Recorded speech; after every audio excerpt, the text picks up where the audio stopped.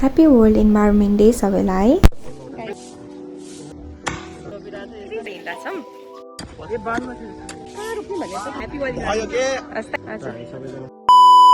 High guys, नमस्ते सबैजनालाई। मेरो नाम चाहिँ स्मृति पोखरेल अनि welcome back to my Smriti blog. आज चाहिँ जुन 5 जुन चाहिँ रहेको छ वर्ल्ड इन्भाइरोमेन्ट डे। यो स्पेसल डेको उपलक्ष्यमा Pokhara university biomedical association of student तर्फबाट various environmental focus program organise गरिएको छ। पममासले हामी सबै स्टुडेन्टलाई इन्स्पायर गर्नको साथसाथै डिफ्रेन्ट एक्टिभिटिजमा इन्भल्भ हुन इन्करेज पनि गर्दछ। आजको मेजर एक्टिभिटिजमा चाहिँ वृक्षारोपण, सरसफाई र अवेरनेस प्रोग्राम रहेका छन्। हाई प्रेसिडेन्ट, आज इन्भाइरोमेन्ट डेको लागि केही शब्द भन्न चाहनुहुन्छ? पममासले चाहिँ हाम्रो प्लान्टेसन र सरसफाई कार्यक्रम चाहिँ आयोजना गरेको। हामी सबैजना सरसफाई गर्दैछौँ। तपाईँहरू पनि आफ्नो आफ्नो ठाउँमा सरसफाई गर्नु होला। एक घर एक बिरुवा भन्ने हाम्रो नाराका मूल नाराका साथ हामी बुझेका छौँ है। ल है त ताली पड्का है।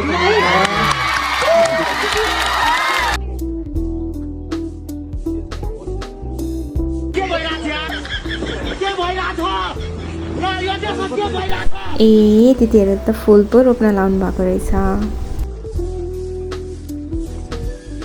कस्तो हुँदैछ त नि? इन्भाइरोमेन्टको डेमा सबैले एउटा कमसेकम एउटा बोट त रोप्नु पर्यो। एउटा नारा जुन दाइले भन्नुभएको गरौँ हामी पनि। अब चाहिँ हामीले यो हाम्रो क्लासको मिलियन लगाउन जाँदैछौँ ल। यस्तो प्लान्टको नाम के हो? साइन्टिफिक नेम के हो? अब चाहिँ हामी होइन प्लान्ट रोप्न जाँदैछौँ अनि यहाँ चाहिँ हामीले कहाँ रोप्ने भन्ने चाहिँ थाहा छैन। गाइस हामीले कहाँ रोप्ने?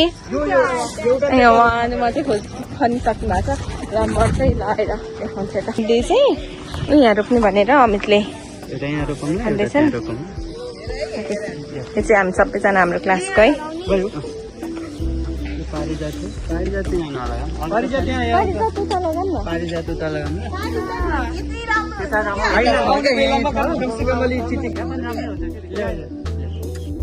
हाम्रो क्लासको मिलेर चाहिँ यहाँ वृक्षारोपण गर्न जाँदैछौँ।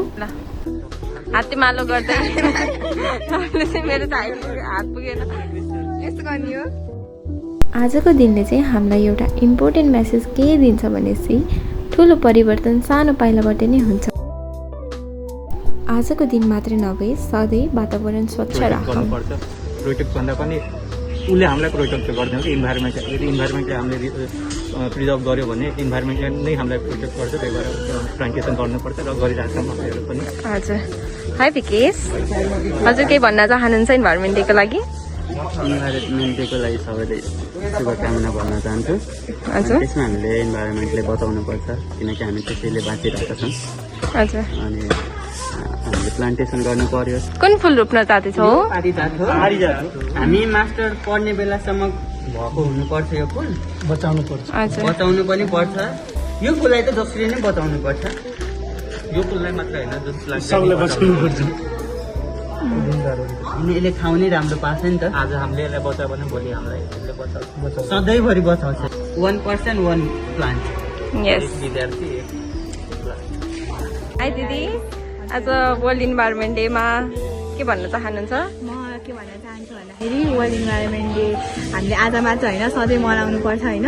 अनि हरेक दिन वृक्षारोपण गर्नुपर्छ। डिफरेस्टेसन गर्नु हुँदैन। डिफरेस्टेसनलाई ओभरकम गर्न डिफरेस्टेसन गर्नु। अनि हाम्रो सराउन्डिङ जति राम्रो भयो हाम्रो मेन्टल हेल्थ त्यति राम्रो हुन्छ। अल्टिमेटली सोसियल हेल्थ पनि राम्रो हुन्छ। सो त्यसैले से यस टु एफरेस्टेसन। यहाँ चाहिँ पममासको ट्रेजररद्वारा वृक्षारोपण हुन गइरहेको छ।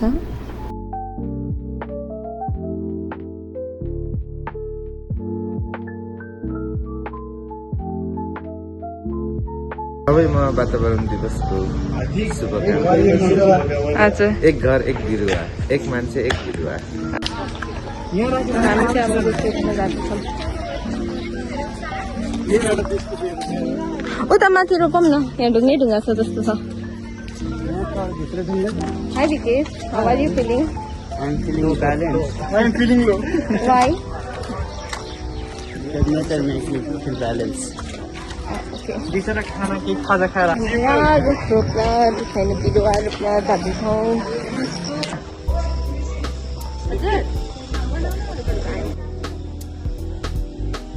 बिरुवा रोपौँ, प्लास्टिक नफालौँ, प्लास्टिकको सट्टामा कपडाका झोलाहरू प्रयोग गरौँ। हामीले रुखहरू यतिकै काट्नुहुन्न अनि त्यसपछि यसले चाहिँ हाम्रो अक्सिजन दिन्छ। सो से यस्तो प्लान्टेसन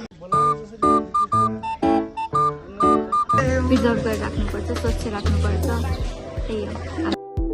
के भयो थाक्यौ? केही भन्नुहोस् इन्भाइरोमेन्ट डेको लागि। त्यो थियो एउटा गीत के अरे रुवालीको चिसो चिसो हावा आउँछ है हो त्यो भएर रुख रोप्नुपर्छ। आज हामीले रमाइलो गऱ्यौँ, नयाँ कुरा सिक्यौँ र बाचा गऱ्यौँ। We will reduce plastic, save water and plant more trees. यहाँ सबैजना इन्भाइरोमेन्ट डेको लागि कलेजमा केही न केही सानो प्रोग्राम गर्दैछौँ। उसको लागि चाहिँ हजुरहरू नि आज इन्भाइरोमेन्ट डेमा मात्रै होइन, सधैँ आफ्नो वातावरण सफा राख्नुहोस्। जताभावी फोहोर नफालौँ, अरूलाई भन्नुभन्दा पनि आफैबाट सुरु गरौँ। सँगै आजको भिडियो चाहिँ यही अन्त्य गर्न चाहन्छु। ह्याप्पी वर्ल्ड इन्भाइरोमेन्ट डे सबैलाई।